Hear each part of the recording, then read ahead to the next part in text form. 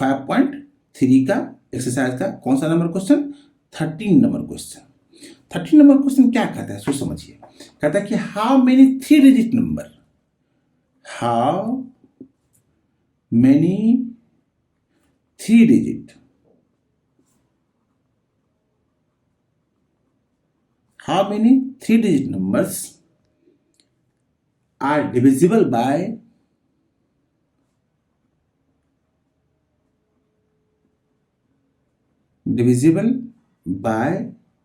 7। कहता है कि किसी भी एपी में हाउ मेनी 3 डिजिट नंबर, तो 3 डिजिट नंबर कहां से स्टार्ट होता है? 3 डिजिट नंबर जो स्टार्ट होता है वह कहां से आता है? 3 नंबर स्टार्ट होता है कहां से? 100 से। कहां से स्टार्ट होता है? 3 डिजिट नंबर जो होता है वह 100 से स्टार्ट होता है और कहां तक जाता है? 999 तक जाता है। लेकिन कहता क्या चीज है? Are divisible by 7, are divisible by 7, मतलब 100 से स्टार्ट तो करेंगे लेकिन 100 तो 7 से डिविजिबल नहीं है। स्टार्ट कहां से होगा? 105, 15 7 जा 105, इसका मतलब है कि 105 7 से डिविजिबल है। फिर क्या हो जाएगा? 112, फिर ऐसे ही बढ़ेंगे तो 119, फिर ऐसे ही बढ़ेंगे तो 126, डॉट डॉट डॉट तुम जाएंगे, लेकिन कहां पर में 999 जो होगा तो 7 से डिविजिबल नहीं है, इसलिए वह किससे डिविजिबल? वह कौन सा नंबर होगा? तो 994। 994 एक ऐसा नंबर है 3 डिजिट का जो सबसे बिगेस्ट नंबर है और 7 से डिविजिबल है, मतलब सबसे बड़ा नंबर है और 7 से क्या है? डिविजिबल है। तो हम कह सकते हैं, तो मुझसे क्या मांग रहा है? How many 3 digit numbers. तो हाउ मेनी 3 डिजिट नंबर्स का मतलब क्या हुआ? Number of terms. मुझसे क्या मांग रहा है? Number of terms. Number of terms equal to क्या मांग रहा है मुझसे? n मांग रहा है। इसी क्वेश्चन को अगर जब हम रिपीट करेंगे बाबू लोग, तो ध्यान रखना a का वैल्यू क्या हो जाएगा? 105, डी का वैल्यू क्या हो जाएगा? 112 माइनस 105 इक्वल टू कितना? 7। ध्यान रहे कि अगर इस टाइप का क्वेश्चन देता है कि how many 4 digit number, how many 2 digit number are divisible by 3, जो क्या हो? 3 से डिविजिबल हो, 3 से परफेक्टली भाग लग जाए, उसमें डिवीजन हो जाए, तो 3 से डिविजिबल हो, 5 से डिविजिबल हो, 7 से डिविजिबल हो, तो ये जो नंबर है 3 हो या 5 हो या 7 से डिविजिबल है, यही क्या हो जाता है? उस नंबर का, उस एपी का कॉमन डिफरेंस हो जाता है। जी मुझे निकल गया।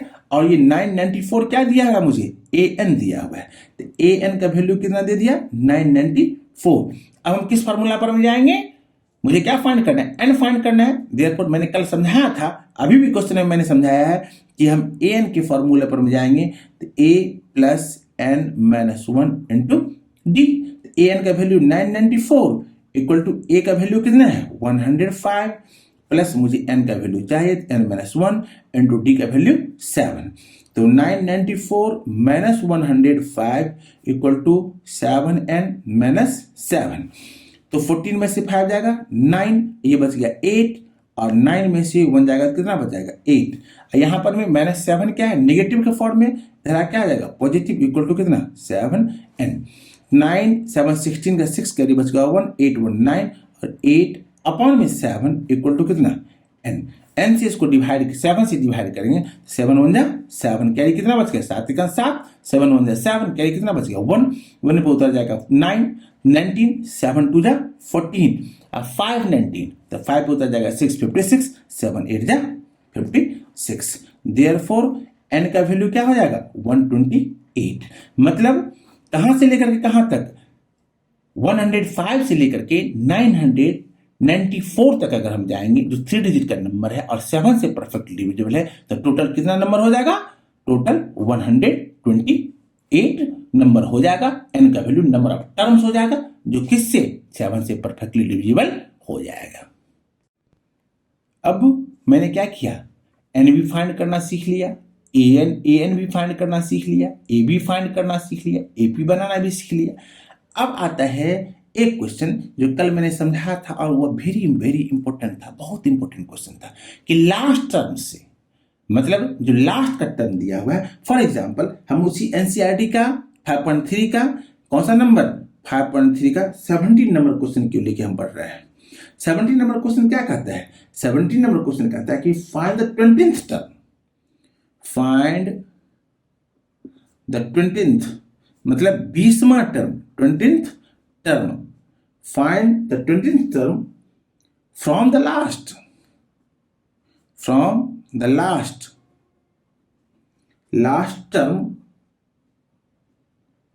Of the AP, of the AP. क्या दिया हुआ है एपी में? 3 दिया हुआ है, 3, 8, 13 डॉट डॉट डॉट कहां तक? 253 तक। अब क्वेश्चन को समझा जाए, थोड़ा सा ध्यान से समझिए। क्वेश्चन में क्या कहता है कि find the 20th term from the last, मतलब एंड से। एंड कौन सा नंबर है? 253। ये क्या कहलाता है? एन कहलाता है। ये क्या कहलाता है? एन कहलाता है। और इसी से कह रहा है कि 253 से 20th टर्म मतलब आगे की ओर, इधर लेफ्ट साइड की ओर कौन सा नंबर होगा? तो ए का वैल्यू मुझे क्या दे दिया? 3। डी का वैल्यू क्या दे दिया? 8 माइनस 3 इक्वल टू कितना? 5। 13 में से भी 8 को मैं माइनस कर सकता हूं, तो कितना आंसर आएगा? 5। और ए एन का वैल्यू कितना दे दिया? 253, जिसे हम दूसरी भाषा में क्या कहते हैं? एल भी कहते हैं, लास्ट टर्म कहते हैं। तो ये क्या कहलाएगा? ए एन भी कहलाएगा और एल भी कहलाएगा। इसका फॉर्मूला क्या होता है? इसका फॉर्मूला होता है कि 20th term from the last,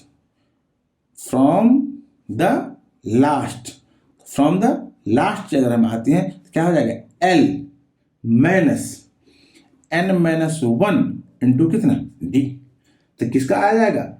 अगर मैं आता हूं तो एल का मतलब आ जाएगा कितना? 253। एल का वैल्यू कितना आ जाएगा? 253 माइनस कितना आ जाएगा? 19। एन का टर्म कितना आ जाएगा? 20 टर्म दिया हुआ है ना, 20 टर्म, 20 माइनस 1 इंटू डी का वैल्यू कितना दे दिया? डी का वैल्यू 5 दे दिया। कितना आ जाएगा? 253 माइनस 20 में से बन जाएगा 19 इंटू 5, तो 253 माइनस 95। आंसर कितना आ जाएगा? 13 में से 5 जाएगा 8, ये बच गया 4, 14 में से 9 जाएगा 5 और ये 1, कितना आ जाएगा? 153। इसका मतलब क्या हुआ? जो एपी दिया हुआ है ना मुझे, उस एपी के लास्ट से मुझे क्या मिलेगा? उस एपी के लास्ट से मुझे 158 टर्म मिलेगा, जो कौन सा नंबर ऑफ टर्म्स होगा? 20th टर्म होगा। 158 का जो टर्म होगा वो 158 का जो नंबर होगा वह क्या होगा? लास्ट से 20th। आर डी शर्मा से भी एक क्वेश्चन ले लेते हैं। तो आर डी शर्मा से एक क्वेश्चन लेते हैं। तो फॉर एग्जाम्पल अगर क्वेश्चन की ओर हम देखें तो the sum of fifth term and ninth term, the sum of fifth term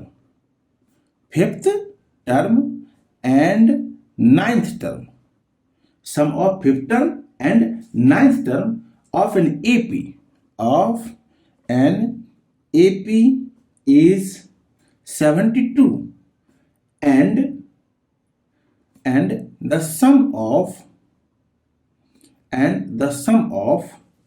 seventh and 12th term is 97. Find the AP. क्या कर रहा है मुझे फाइंड करने के लिए? एपी फाइंड करने के लिए। एपी फाइंड करने के लिए सबसे पहले मैंने कल समझाया था क्या होता है एपी का series? A plus D, A plus 2डी, ए प्लस 3डी, ए प्लस 4डी, ए प्लस 5डी, सो ऑन, मतलब आगे बढ़ते जाएंगे। तो अब उसके लिए मुझे क्या क्या चाहिए? ए चाहिए और डी चाहिए। ना तो मुझे क्वेश्चन में ए दिया हुआ है और ना तो डी दिया हुआ है, मतलब फर्स्ट टर्म भी नहीं दिया हुआ है और कॉमन डिफरेंस भी नहीं दिया हुआ है। तो हम कैसे फाइंड करेंगे? तो आइए सबसे पहले क्वेश्चन को रीड करते हैं।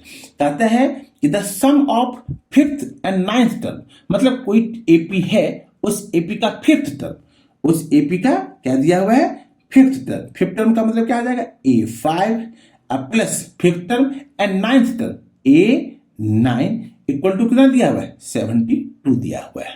यही दिया हुआ ना क्वेश्चन में कि the sum of fifth term and the ninth term, मतलब जो एपी दिया है उसका 5वां पद और 9वें पद का सम कितना दिया हुआ है? 72 दिया हुआ है। इसको हम क्या ले सकते हैं? A plus 4D। याद रहे मैंने कल बताया था कि उस जो क्वेश्चन दिया हुआ, जो टर्म दिया हुआ, उस टर्म का प्रीवियस टर्म भी हम ले सकते हैं, लेते हैं। तो A प्लस कितना? 8D इक्वल टू कितना? 72। अगर सोल्व करें तो A plus A equal to कितना? 2A plus 4D plus 8D 12D equal to कितना? 72। टू कॉमन लेकर के प्रयास रहे क्वेश्चन को बिगड़ ना बनाए, क्वेश्चन को बड़ा ना बनाए, कम्प्लेक्स नहीं बनाए, मतलब सिंपल वे में आसानी से क्वेश्चन को सोल्व करने की कोशिश करें। जितना आसानी से सोल्व करते जाएंगे उतना आसानी से हम निकलते जाएंगे। तो a plus 6d equal to 2 into 36, LHS और RHS का 2 क्या हो जाएगा, कैंसिल हो जाएगा, तो क्या बच जाएगा a plus 6d equal to 36। Equation number first क्या बन गया, इक्वेशन नंबर फर्स्ट बन गया। a plus 6d equal to कितना, a plus 6d equal to 36, क्या बन गया उसका, AP का फर्स्ट टर्म बन गया। अब कहता है कि सेकंड टर्म का मतलब सेकंड पार्ट कहता है इसी क्वेश्चन का कि the sum of seventh term and 12th term, sum of seventh term का मतलब क्या हो जाएगा, A7 plus 12th term A12 equal to कितना 97 मुझे दिया हुआ है, क्या दिया हुआ है 97। तो A7 को क्या ले सकते हैं, A प्लस 6d, अब A12 को A plus 11d equal to कितना 97, A plus A equal to क्या हो जाएगा 2A plus 6d plus 11d equal to 70d equal to कितना 97। Equation number second. अब इस चीज को ध्यान रहे कि यहां पर मैं फर्स्ट टर्म मतलब फर्स्ट इक्वेशन और सेकंड इक्वेशन को मैंने क्या किया, निकाल लिया, फाइंड कर लिया। अब फर्स्ट इक्वेशन सेकंड इक्वेशन को जब हम फाइंड करेंगे तो इसको सोल्व करेंगे, सोल्व कैसे करेंगे इस बात पे ध्यान रहे कि फर्स्ट इक्वेशन और सेकंड इक्वेशन का जो वैल्यू हम फाइंड करेंगे कैसे करेंगे। तो फर्स्ट इक्वेशन दिया हुआ a plus 6d equal to कितना 36 और सेकंड इक्वेशन दिया हुआ है 2a plus 17d equal to कितना 97। अब यहां पर मैं फर्स्ट इक्वेशन में से तो मैंने 2 कॉमन देके निकाल लिया था, लेकिन यहां पर में क्या हो रहा है, दोनों में को एलिमिनेशन मेथड से बनाएंगे, ना तो a इक्वल आ रहा है ना d इक्वल आ रहा है। हम क्या करेंगे, a और d को दोनों में से किसी एक को इक्वल करेंगे, तो फर्स्ट इक्वेशन को हम 2 से मल्टीप्लाई कर देंगे तो क्या हो जाएगा, a इक्वल हो जाएगा। तो 2a plus 12d equal to 72 और 2a plus 17d equal to कितना 97। अब मैंने क्या किया, a वाले टर्म को मैंने इक्वल कर दिया। अब हम क्या करेंगे, इसको सब्सट्रैक्शन कर देते हैं एलिमिनेशन मेथड से, माइनस माइनस माइनस, ये दोनों कैंसिल हो जाएगा। तो माइनस 17 में से 12 जाएगा तो minus 5d equal to minus 97 में से 72 जाएगा, 7 में से 2 जाएगा 5, 9 में से 2 जाएगा 2, तो minus 25, minus minus cancel, therefore d का वैल्यू कितना निकल जाएगा 25 अपॉन में 5 इक्वल टू कितना 5। तो d का वैल्यू क्या निकला, मुझे d का वैल्यू 5 निकल गया, लेकिन d का वैल्यू निकलने से तो काम नहीं चलेगा, चाहिए मुझे क्या चीज, a का भी वैल्यू चाहिए। तब तो मुझे क्या बनाना है उसका, मुझे उसका AP बनाना है। AP बनाने के लिए a भी चाहिए, तो क्या करेंगे, पुटिंग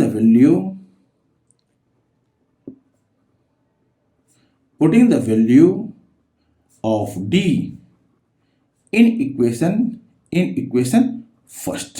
तो a plus 6d equal to 36, तो a plus 6 into 5 equal to 36, a plus 30 equal to 36, a का वैल्यू 36 माइनस 30 इक्वल टू कितना आ जाएगा 6। तो a का वैल्यू क्या निकल गया, देयरफॉर a का वैल्यू निकल गया 6। तो मुझे क्या फाइंड करने के लिए कह रहा है, मुझे क्या मांग रहा है, मेरे से AP मांग रहा है, देयरफॉर AP इक्वल टू क्या बनेगा term, a plus d a plus 2d a plus 3d a plus 4d dot dot dot. a का वैल्यू कितना निकला है 6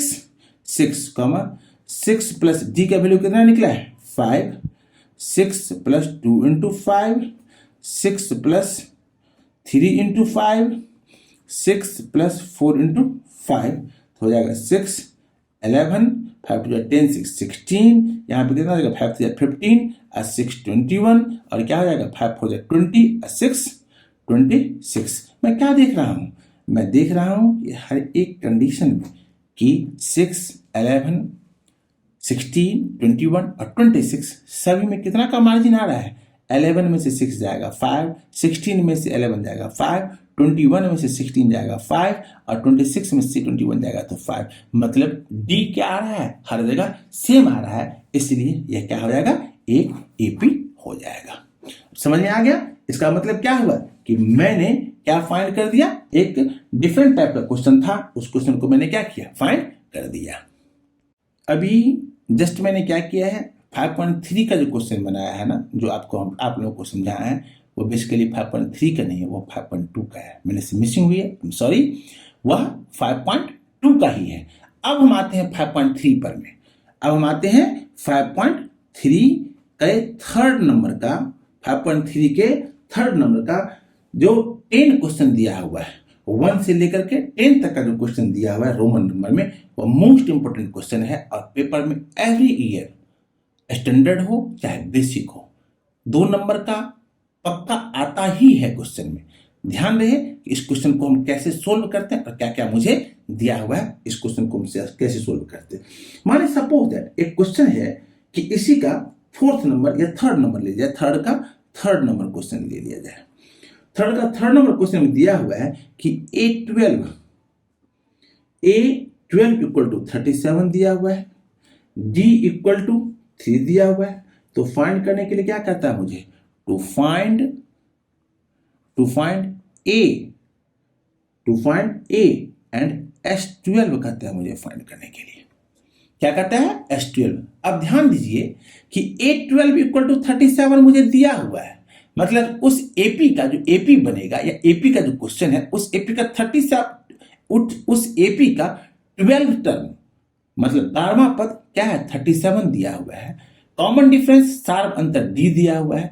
तो उसी AP का मुझसे क्या मांग रहा है, A मांग रहा है, और उसी AP का सम 12th टर्म का जो सम होगा वह क्या होगा, उसके बारे में मुझे फाइंड करना है। तो आप एक चीज सबसे पहले देखिए, यहां पर हम an के फॉर्मूले से a plus n minus 1 into D, n का वैल्यू कितना दिया है, 12। तो 37 इक्वल टू a का वैल्यू मुझे फाइंड करना है, तो 12 माइनस 1 इंटू डी का वैल्यू कितना दिया है, 3। 37 इक्वल टू a प्लस 12 में से 1 जाएगा तो 11 3 जा, तो 37 माइनस 33 इक्वल टू कितना जाएगा, a। देयरफॉर a का वैल्यू कितना निकल गया, 4। एक क्वेश्चन तो मैंने सोल्व कर दिया, अब क्या आता है कि S12 का मतलब क्या हुआ, सम ऑफ 12th टर्म, मतलब उस AP का 12वां पद का योग, मतलब सम क्या होगा, तो उसको हम फाइंड करेंगे। S12 इक्वल टू n/2, मैंने फॉर्मूला बनाया था कल, n/2 इंटू क्या होता है, n/2 plus 2 n/2 into 2a plus n-1 into D, n-1 into D. यह क्वेश्चन दूसरे तरीके से भी बन सकता है। दूसरे तरीके से मतलब क्या हुआ, हम an का भी वैल्यू, A12 का भी वैल्यू हम क्या करते हैं, पुट कर सकते हैं। n का वैल्यू कितना निकल गया, n का वैल्यू दिया हुआ है 12/2 इंटू 2a का वैल्यू तो मैंने 4 निकाल लिया, प्लस n का वैल्यू कितना है, 12 माइनस 1 इंटू डी का वैल्यू कितना दिया हुआ है, 3। 2 6 जा 12, आंसर कितना निकल जाएगा, 6 इंटू 2 4 जा 8, प्लस 12 में से 1 जाएगा तो 11 3 जा 33। ध्यान रहे 6 इंटू कितना जाएगा, 41, तो 6 4 जा 246। इसका मतलब क्या हुआ, S12 का जो वैल्यू दिया हुआ है, उस S12 का मतलब क्या हुआ, सम ऑफ 12th टर्म जो क्वेश्चन दिया हुआ है, उसका उस AP का 12th टर्म का जो क्वेश्चन हो जाएगा वह कितना हो जाएगा, 246। देयरफॉर क्वेश्चन मुझसे मांग रहा था, तो A का वैल्यू मैंने 4 निकाल दिया और S12 का वैल्यू मैंने कितना निकाल दिया, 246।